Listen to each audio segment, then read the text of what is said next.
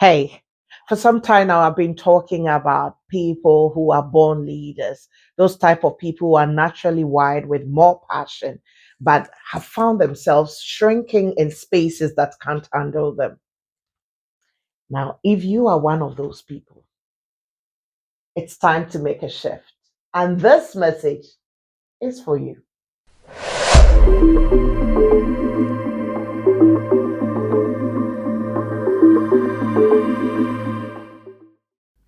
Hi, it's Mindful Monday and greetings from within the GMT zone. My name is Chesca of the Be Intentional with Chesca show, in case you haven't come across my content.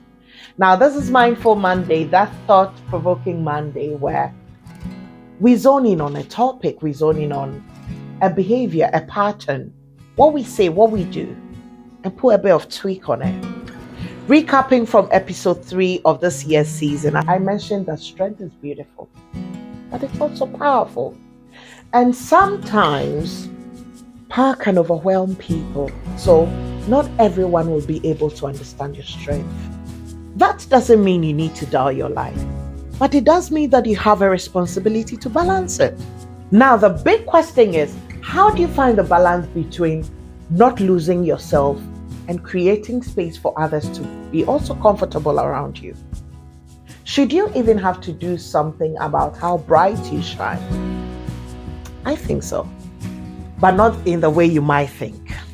Now, here is what you have to remember though. 99% of the time, should I say 98? I think I'll go for 99. 99% of the time, people having issues with the expressions of your passion, with the expressions of your strength, the vision that you so talk about, the issues they have is not even about you. Again, as I said in episode 3, it's about their own experiences and their own insecurities. And if you pay attention, you will notice that people who trample on your ability to speak up, who try to talk down on you for your confidence, for the way you express yourself, they often come from backgrounds where their voices were not allowed to flourish.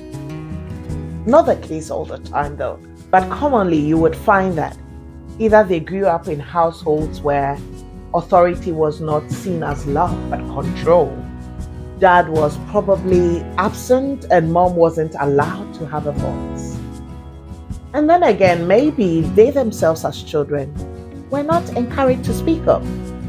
And so they saw strength as something to fear or something to suppress. So when they see you boldly walking in that strength, walking in that passion, they get triggered. And it's as simple as that. Because when you are in their space, you represent either what they were never allowed to be or what they were taught to despise. That's it. Really. That's it. And that's actually sad, isn't it? I think a bit of compassion for them wouldn't go up. I find it really sad that cowering or the ability to express themselves is so costly for them. Hey, listen, don't take it personally. But do yourself and your assignment this favor. Stop apologizing for your strength. As I mentioned in episode 3, you are not too much.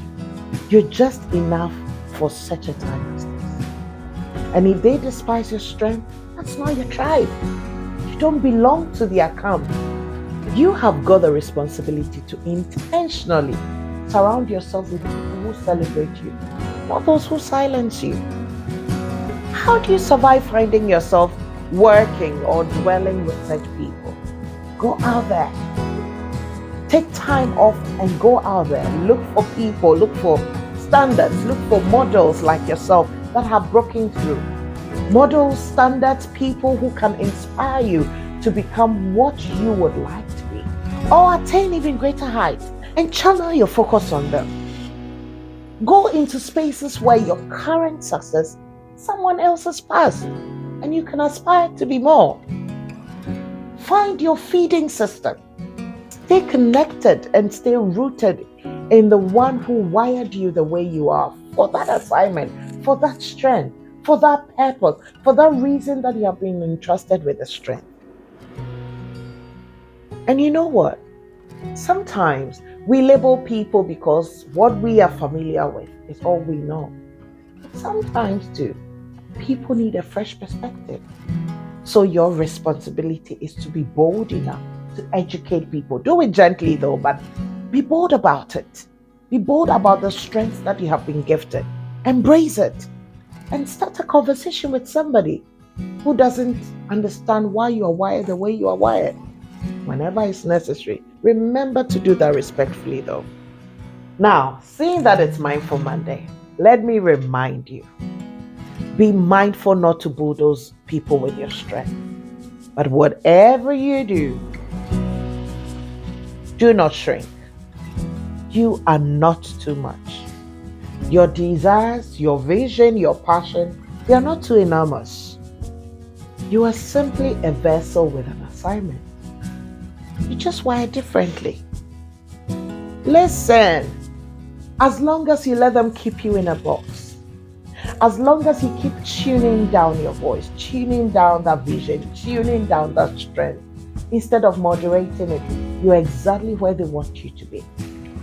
Take it from someone who's done it and experienced it over and over again until I found my tribe. Go on, find your clan, own your strength, celebrate it. And let's make this week one where you show up fully into who you are. And hey, when you conquer this, let me know how you did it. Have a mindful Monday.